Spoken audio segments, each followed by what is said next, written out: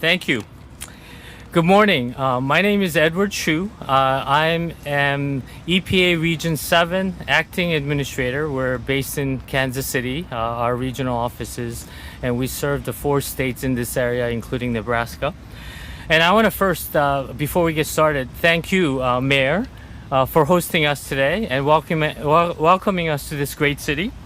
And I'm really, really glad to be here today, not only to celebrate what we're here to celebrate, but the fact that we actually could get out and be with each other. And I have to admit that I have not seen several of my staff members for for about 12 months, I think, about 13 months. So this is the first time that we've been together. And this is our one of our first events that we're doing post-pandemic. So we're really excited to be here. Let me begin by sharing that President Biden has recognized the importance of EPA's brownfields program in building back our country's economy and addressing environmental justice concerns by including significant new investments in the program under the American Jobs Plan, as well as the administration's fiscal year 2020 budget proposals. As you know, grants awarded by EPA's brownfields program provide communities across the country with an opportunity to transform contaminated sites into community assets that attract jobs and achieve broader economic development objectives. While taking advantage of existing infrastructure, we are not creating new developments in open space.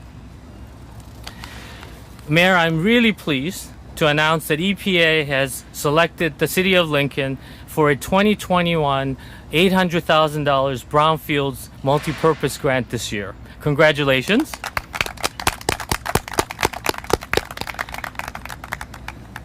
Lincoln is the only community in Nebraska to be selected this year for funding through our Brownfields multi-purpose assessment and cleanup grants. I understand that this funding will allow the city to both assess properties for potential contamination as well as conduct cleanup activities. And we all know that good development doesn't just happen.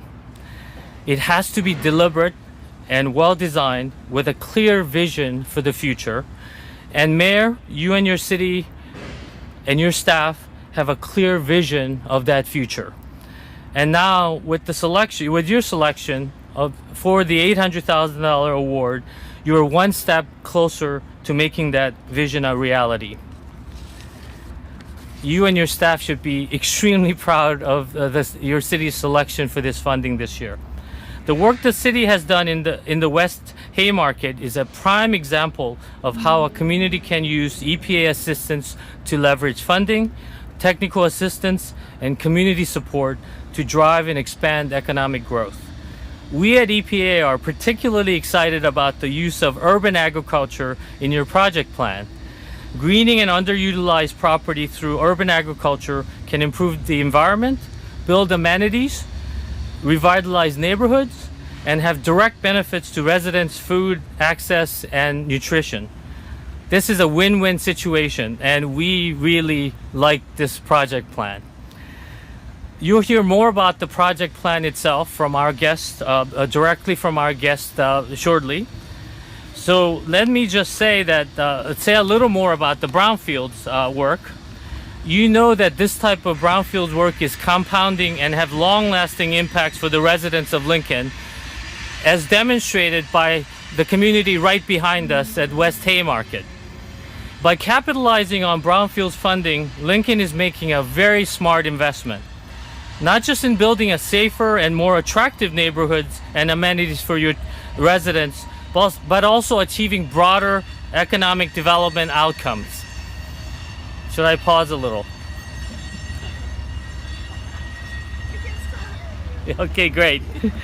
Okay, as you already know, brownfields grants have shown great additional benefits.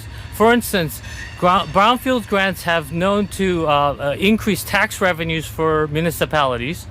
A study of 48 brownfield sites around the country have found that estimated 30 to 100 million in additional local tax revenue was generated in a single year after cleanup. In addition, it also increases residential property values. It showed that 5 to 15% in residential property value increase after a cleanup. That's a big deal for local communities. Mayor, you and your staff looked at this particular plot of land and other plots around here, and I have to say that you're seeing potential and you have a vision for this property, but I have to be really honest and say all I see is a gravel lot. So I know that the vision and the plan that you're coming up really takes not only a great deal of effort, but a lot of visioning for the future and what your community could achieve on this particular property and beyond. Congratulations again, and I look forward to returning to this site as we always do and stay at the West Haymarket when EPA employees return to Lincoln to always remind us of the work that we are doing with the City of Lincoln to continue to revitalize this community.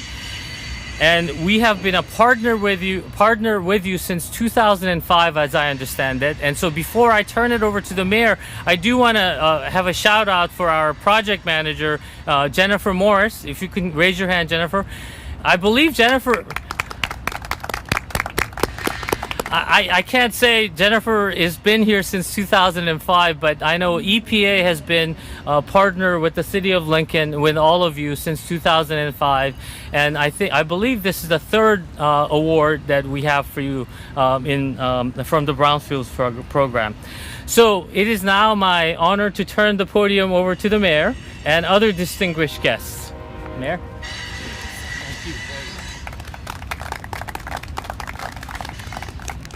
Well, thank you so much, Mr. Chu, for your leadership and your service and for being with us here today in person for this wonderful announcement. And thank you as well to Jennifer Morris and to Stan Walker and all of our partners at the EPA, an agency that has been absolutely instrumental in transforming the former rail yard into a new and vibrant West Haymarket area, really turning an eyesore into an icon.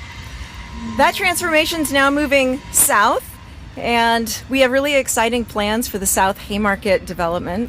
And we couldn't do this, of course, without our partners at the state. So thank you to Taryn Servitowski and everyone at NDEE as well. And I just have to say, yes, thank you. I'm so proud to represent the people of Lincoln. The people of Lincoln are the reason that we're all here today, from Councilwoman Tammy Ward, who's been a leader long before she became a council member, to Tim and Megan and everyone who has really pushed for change, positive change that'll help us leave Lincoln a better place than we found it. I'm so grateful to each and every person who has built the momentum to move this train forward. Brownfield grants like this one certainly align with our local climate action plan goals, and they do more than clean up polluted ground. They also create more opportunities to build more housing, provide additional parkland, address local food security, advance environmental justice, and improve our community's health and well-being. The public value is truly tremendous. And all we need to do is to look north to recognize the tremendous growth of the Haymarket and all that it's realized in the last decade, in large part due to those previous brownfields grants and assistance from the Nebraska Department of Environment and Energy. The community vision for this specific location includes mixed-use development and new parkland to the west, which is being developed on an old Brownsfield site itself. An exciting opportunity budgeted into this new grant gives Lincoln the chance to formalize plans and activities and dreams related to urban agriculture in this district. And possibilities abound in this area for commercial and community gardens, greenhouses and market facilities, and all of them, of course, responsibly designed and built with specific considerations for the value of ecosystem services to these flood-prone areas of our community. 3 champions for urban agriculture programs in Lincoln are here with us today. As I mentioned, Councilwoman Tammy Ward, whose district covers the Haymarket and West Haymarket area, and she's also a fellow gardener and hamleteer. So, Councilwoman Ward, thank you for being here. Megan McGuffey is the executive. Thank you. Megan McGuffey is the executive director of Community Crops, the organization that administers community gardens and other ag-based programs here in Lincoln. Megan, thank you so much for your leadership.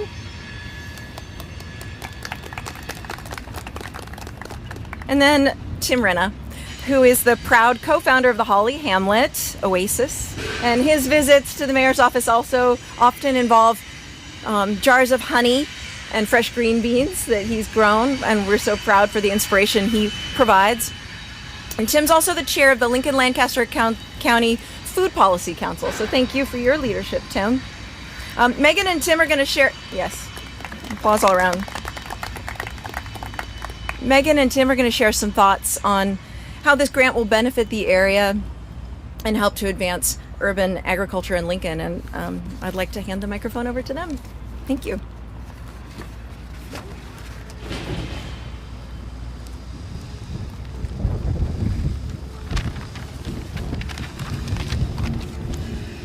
Thank you, Mayor, and thank you to Councilwoman Tammy Ward for your tireless advocacy of local food issues.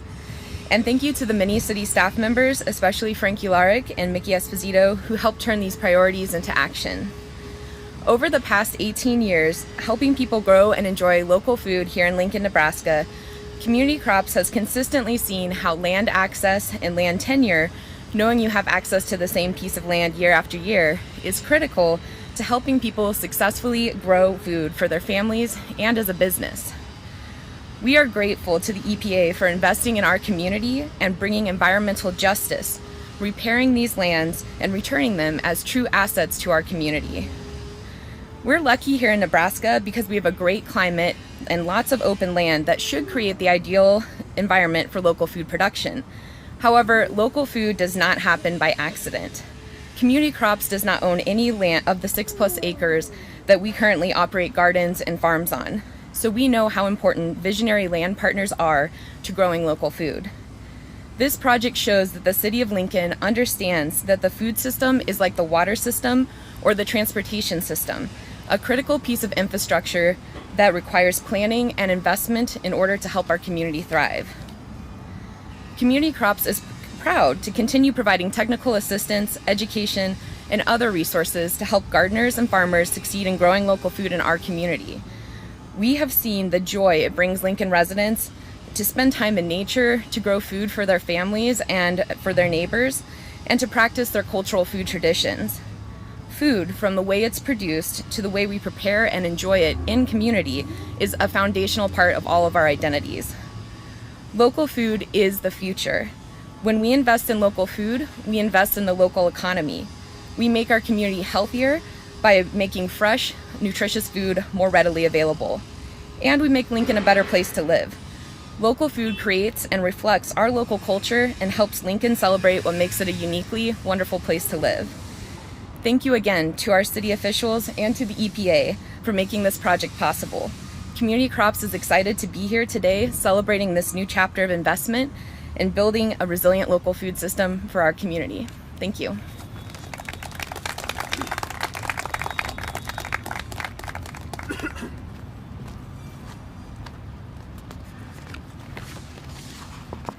I never imagined this morning that there'd be a good chance that I wouldn't be able to read my notes because of all the bright glare, all right? All right. Good morning. And I want to thank Mayor Gaylor Baird, Northwest City Councilwoman Tammy Ward, Senior Policy Advisor Mickey Esposito, who is not here today but has been instrumental, and our unflagging local food advocate at City Hall, Frank Ularic, for bringing urban agriculture right into downtown Lincoln. And I especially want to express my thanks to each of them for helping make food growing in the city cool. We Lincolnites love our food. When it comes to food eating, we're right there, chowing down not only on breakfast, lunch, and dinner, but coffee and a donut, a Coke and a candy bar, milk and cookies, beer and popcorn, some chips, a banana. We're eating and drinking pretty much constantly. The sad thing is that renowned agricultural powerhouse that Nebraska is, hardly any of what we chomp away on comes from here. 90% of what we buy and eat is imported, meaning we're shipping our food dollars out of state and missing out on homegrown freshness and flavor. But with Mayor Gaylor Baird's active promotion of home gardening, thank you, Mayor, all right, with her From Mowing to Growing campaign, to the reclamation of brownfield plots in the Haymarket for food production, and thank you, Ed and the EPA for your conscientious efforts, and to the leasing of public land for commercial market gardening, which is a biggie. Lincoln is making a food print about where our food will come from going forward. Rather than continuing to rely exclusively on drought-stricken and wildfire-plagued California to provide the bulk of our produce, or waiting for the next breakdown of our national food distribution network like we saw with the COVID-19 crisis, Lincoln City government's leadership is taking the visionary and precautionary step of building a resilient local food system. For the first time in generations, city government is promoting urban agriculture at every level: home, yard, community garden, commercial scale, encouraging production to match our already ample food consumption. And in the process, making food growing in the city not only as normal as eating, but downright cool. The fashionably green and food smart thing to do. I grow local food. The Lincoln-Lancaster County Food Policy Council, which just celebrated its 6th anniversary, was formed to, quote, develop integrated policies that promote a healthy and sustainable local food system, end quote. What Lincoln City government is now doing is exactly what we've been angling for. The policies are now in place. The pump is primed. Let's get growing and start rustling up dinner.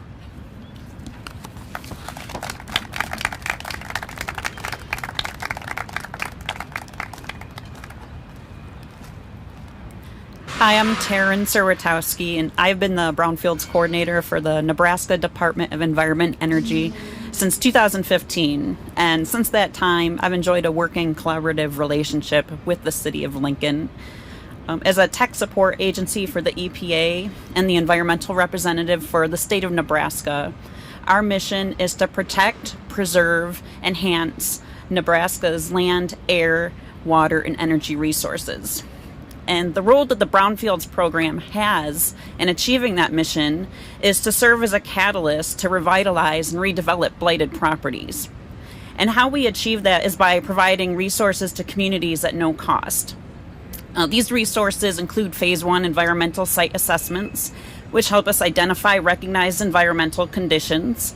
We conduct soil and groundwater sampling to determine if there's any contamination present. And we also conduct testing on building materials to see if there is asbestos, lead-based paint, or mold. And all of these activities, they help remove that brownfields, the environmental stigma that's attached to brownfields properties. And then that can open up a whole world of redevelopment opportunities. Our program has been fortunate to see several vacant properties across Nebraska be brought back to life and then attract millions in leveraged funding. However, our program is not successful without a community champion who's willing to take the reins and put in the effort to see that community vision become a reality. And that community champion for the City of Lincoln is Frank Ularic. I have really enjoyed working with him over the past several years, and I know that this community agriculture project has been at the forefront of his mind for quite some time. Back in 2017, he and Community Crops were looking at a vacant lot near Cooper Park, and NDE Brownfields program used some funding to test the soil to make sure it was safe for an urban garden. Unfortunately, the soil had elevated concentrations of lead, arsenic, and other contaminants. But we thought this was such a great project that we offered additional funding to help clean up the soil to bring this project into fruition. Unfortunately, the city nor community crops were able to obtain ownership of the property, and that project was shelved. And it was very disheartening because I thought it was such an amazing project with great potential for the community. But then Frank reached out to me last year and said he had identified another lot for this project and asked if we could do some more soil sampling. So of course I said yes, because I was happy to see this project revitalized. When we completed the soil sampling for this lot, although there was very little contamination, what we did discover is that there was building materials and demolition debris buried underneath the entire nearly 5-acre lot down to a depth of 5 feet. The costs to excavate that material, I thought, oh my gosh, this project is going to get the axe again. And I was very discouraged about that. But here we are today, thanks to the City of Lincoln's determination and the EPA's wise choice and grant selection, although I'm a little biased on that. So I am very proud to be a part of this project, and I look forward to continuing to work with the City of Lincoln to make these community visions a reality. Thank you.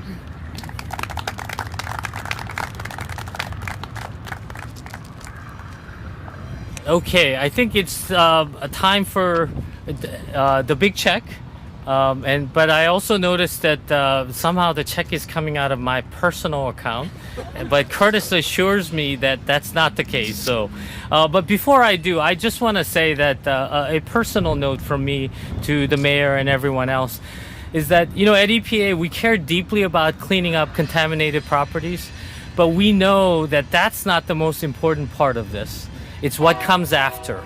And what comes after the cleanup. And the vision that you have here, and particularly with urban agriculture, we're really delighted and inspired by your vision here in Lincoln. And that's going to continue to make us do our job faster and quicker and better. So you inspire us. So thank you for that, Mayor, and the entire city of Lincoln. And now for the check.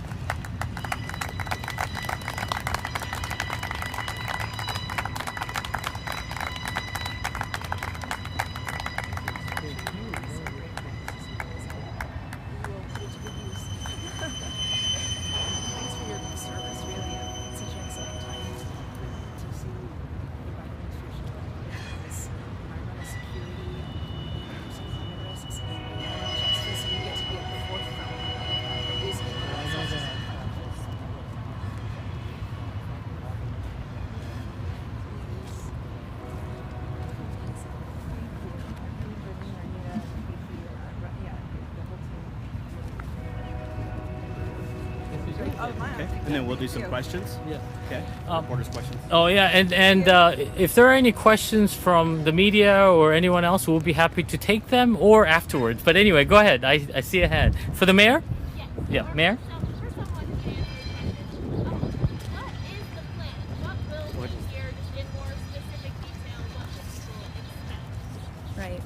Well, you know, what we want to do is create, like as Mr. Chu said, the conditions for a more vibrant community. So we'll be cleaning up contaminants and allowing space for more development. That could include housing, potentially affordable housing. Of course, urban agriculture. We want to be able to allow for folks in the community to grow food and develop our resiliency and enhance our local food security. There will be, of course, a beautiful park here in not too long from now, and this is an opportunity for our community to grow right here in the built environment. And there are challenges with growing in the built environment. As mentioned, you know, there are contaminants underground, things that we have to do, care that we have to take to set the table for that growth. And so we're just thrilled that we have this opportunity, and I do want to thank all the folks at the City of Lincoln. It's a really amazing team. This vision wouldn't be possible without all of their efforts and determination, and that does include Frank Ularich's leadership and Dan Marvin from Urban Development, and I mean, so many others, Mickey Esposito, who's not here today. We are fortunate to have this opportunity to make our city bloom and grow in a positive way. When can people start seeing action on this lot, the work, Yeah. that work begins? Frank, do you know the timing? I mean, we're going to be putting out an IFRP for this block before too long in the coming months, and Dan Marvin from Urban Development can speak more to that. Frank, Frank and Dan can come on up and talk about sort of Dan can speak to the redevelopment, and Frank can speak to the urban agriculture piece of it. Frank and Dan, would you say your names also your finalists? Frank, you go first. Okay. Frank Ularich, Sustainability and Compliance for Lincoln Transportation Utilities. The broader area has an urban ag component both in markets as well as gardening. Where we sit right here is not going to be a garden spot necessarily. We've got parkland to the east, or to the west, excuse me, and some market opportunities here in the south at Haymarket that are being evaluated and vetted. The primary gardening location for commercial ag is out across the tracks on some property owned by a joint public agency adjacent to the People's City Mission that we're targeting, and that has actually very little use other than a good urban ag site. So we're looking to that facility and property for the future development of an ag property. Where we're all standing right now is a future site that we will put out invitation for request for proposal.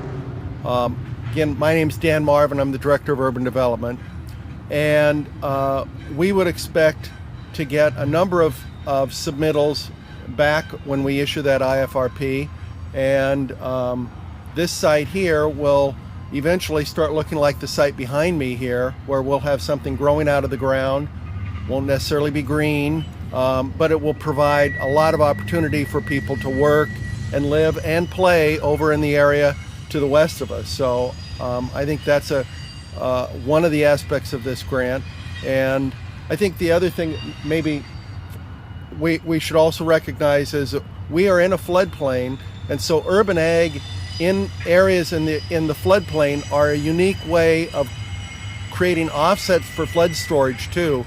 So as we start thinking about how we grow our community, we need to create areas where we don't raise the ground up. We can offset the development that occurs in places like this with areas that are going to be green, and we don't increase the floodplain by creating that kind of balance between those two types of development. So that's what's so complementary about the urban ag and the development that you'll see here in the next few years on this particular site.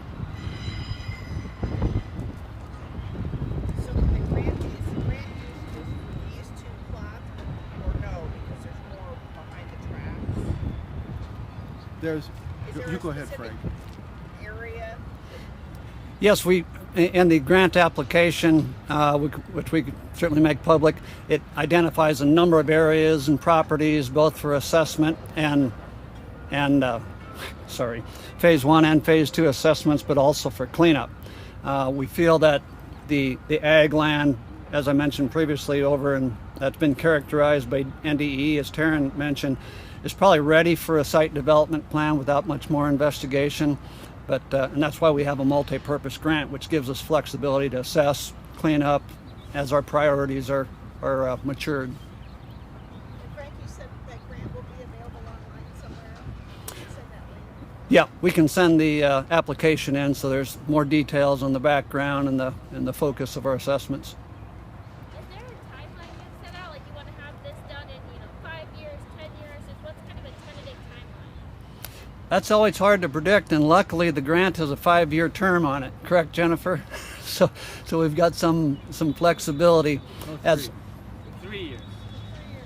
I thought MPs were 5 years, but okay, that tightens the schedule. But no problem. We've got some sites that are targeted. It'll take some while to get engineering and other aspects procured, but certainly within the 3-year time frame, we'll see some really good results.